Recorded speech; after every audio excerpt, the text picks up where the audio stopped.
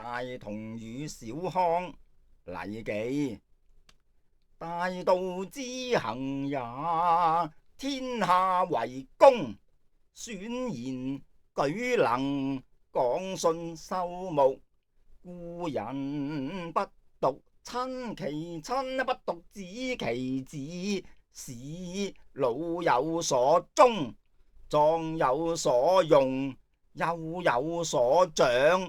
鰥寡孤獨廢，疾者皆有所養。男有分，女有歸。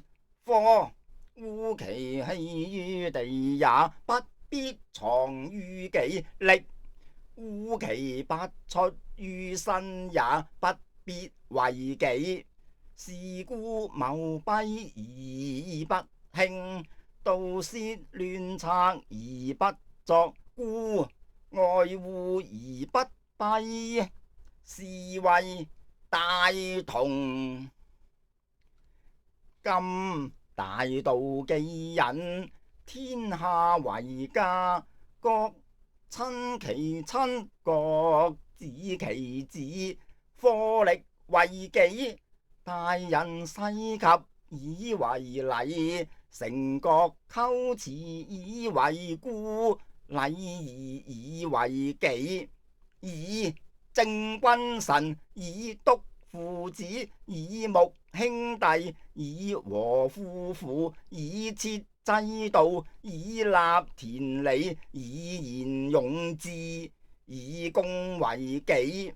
故謀用是作，而兵由此起。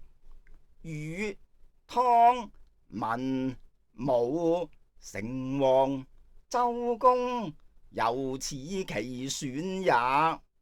此六君子者，未有不謹於禮者也。以著其義，以考其信。諸有過，刑人講讓，事民有常。如有不由此者，在世者去，終以為讓，是謂小康。